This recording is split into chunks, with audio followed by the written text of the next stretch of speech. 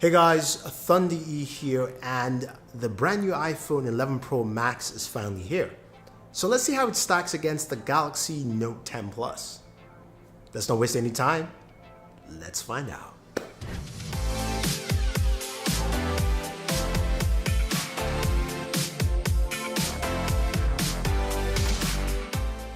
So Apple's iPhone 11 Pro Max is finally here. It's the latest iPhone device. It's now called a Pro because Apple feels like this line is more pro user in mind.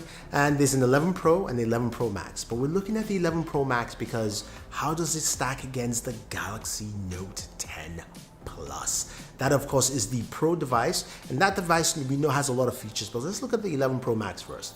It comes in 4 new colors. Well, there's a gold, there's a new space gray, there's a white, and there's that midnight green, which I do like that color. So let me know what you think about the colors, because I'm leaning towards midnight green. Might pick something else.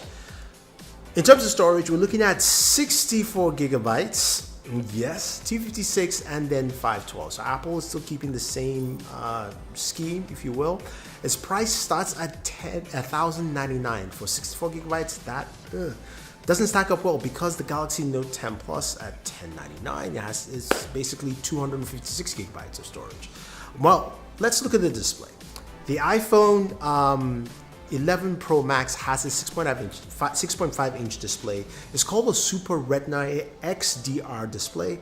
The reason for this new naming is because it's got a bunch of new features. There's HDR 10 support. There is also Dolby Vision support on this. This display has a huge contrast ratio of 2:1. It's also got max brightness in terms of nits at 1200, regulars at 800, so that's pretty high. It's a vibrant display. Just like the Galaxy Note 10 Plus display is vibrant, I think the max nits is about 1000 to 1100. I could be wrong, but it's a super bright display. So both displays have nice brightness, colors, the things you're looking for in a display that you love to see. Now when we move to the back of the device, that's where of course you see the camera hump, a new camera hump. I'm using of course a dummy model here in this video, but what you do have is a triple camera setup. First time iPhone has gone to that. The Galaxy Note 10 Plus has always had a triple camera setup, and that's something new for Apple. This time they have 12 megapixel cameras all across the board. There is a wide angle camera, which is the main camera at 12 megapixels f1.8. The ultra wide is field of view of 120 with also f-stop of 2.4, and there's a telephoto with an f-stop of 2.0, and it's also 12 megapixels. Now the Galaxy Note 10 Plus has a triple camera setup, 2 12 megapixels, 116. The 16 megapixel is that ultra wide, 120 degree, I believe, field of view. I think takes lovely photos, pictures.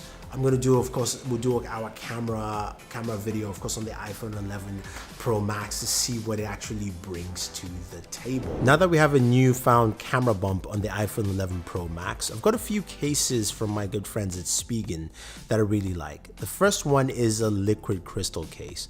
What I like about it, it's flush. It basically balances out with the raised edge of that camera bump. And of course, you've got protection all around. This, of course, is a see-through case, so you get to see the colors of your iPhone 11 Pro Max. Now, the next case here is the Rugged Armor, which is a case that I love to use. It's got that tough feel, TPU feel all around. Nice protection on your iPhone 11 Pro Max. You've got that center cutout to show you the new iPhone logo. Of course, we're using our dummy version here, but you get the idea of how this fits with your iPhone 11 Pro Max, and this should go a long way. But the camera on the iPhone 11 Pro Max is packed with a ton of features. All 3 cameras can record 4K 60, and Apple says your images will still look the same across the board, which is pretty nice. We'll see how that stacks up. It's got a night mode similar to the Galaxy Note 10 Plus, except the Note 10 Plus night mode is something that you can switch to. This is automatic on the iPhone 11 Pro Max. When it gets dark enough, it will switch over to night mode for you. So we'll see how that pans out with his photos, but there's new next generation Smart HDR to give you better photos, and apps like Filmic Pro allows you to record with all 4 cameras on the device, 3 at the back and 1 in the front, in 4K 60. Yes, the front facing camera now records at 4K 60. It's also a 12 megapixel camera, And that camera allows you to record slow motion. So get ready for slow-fis. I guess slow motion selfies is what Apple is calling it, slow-fis on Instagram. It's gonna happen because now you can record slow-mo with the front-facing camera. But that's pretty nice. Now there's cinematic stabilization that does 4K, 1080p, 720. We'll see how that stacks up to steady shots or super steady from Samsung. If that's better or worse, we don't know, but we'll see how they all pan out. But it's exciting to see Apple is continuing its camera foundation. There's also easy ways to transition between each camera lens, and it does have zoom-in mic audio, similar to what we have in the Galaxy Note 10 Plus. Now, in terms of audio itself, it does have spatial audio now included, as well as Dolby Atmos, and their stereo speaker setup. So we're going to see something different from Apple this time in the audio space, so stay tuned for that speaker test. Now, other things you see in this device, it's IP68 rated, so we have that. It's got wireless charging, as you would expect. We no information if this is faster or fast wireless charging, so I take it as it's being the same, while Samsung has fast wireless charging up to 15 watts. So mind you, 15 watts, because Apple's wired charging is 18 watts. And that 18 watts wired charging will be compared to what we find with the Galaxy Note 10 Plus at 25 watts. So check out my charging speed test on the Galaxy Note 10 Plus. You'd be surprised, 68 minutes, pretty fast. We don't no idea what the battery is on the iPhone 11 Pro Max, but we do know that it will have 5 hours more battery life on this new battery size. Let's see what it is. It uses the Lightning ports, so that hasn't changed at all. Now on the Galaxy Note 10 Plus, just a few things to mention. We know it does have a lovely display. That display on the Note 10 Plus is a 2K display. The display on the iPhone 11 Pro Max is not. The display resolution is 2688 by 1242. Again, Apple has funky display measurements, as you all would expect. It's a vibrant display on the Note 10 Plus. It has a triple camera setup powered by the Snapdragon 855 processor. We have up to 12 gigs of RAM, and it starts at 256 gigabytes of storage. It does not do 64 gigabytes, so that's a huge plus.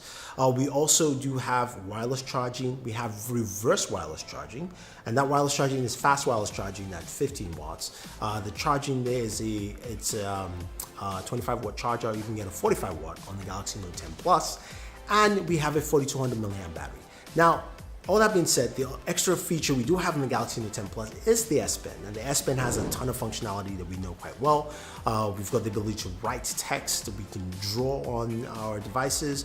We can also use the S Pen for actions to navigate through the camera, using it in a standing position, or if you're trying to take video and photos from far away or with family and friends, doesn't matter. So you have that built in there, something that's just very unique and interesting. Plus you do have DeX, which is the ability to plug in your Galaxy Note 10 Plus to a display or a laptop and turn it into a full desktop experience. Again, something the iPhone 11 Pro Max just doesn't have.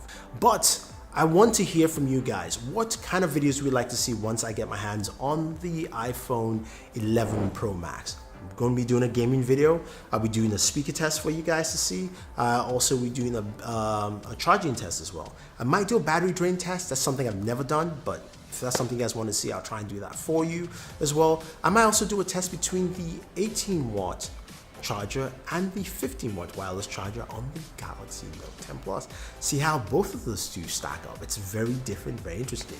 But leave your thoughts down below, and what do you think of this brand new iPhone? Do you like the iPhone 11 Pro? Do you like all the features it brings to the table? Is there anything new, or is it just a catch up from Apple as we usually see on the yearly basis? Leave your thoughts down below. Don't forget to like, share, subscribe, and check out those speaking cases down below if you want to pick them up, because you're going to be needing cases for your iPhone 11 Pro.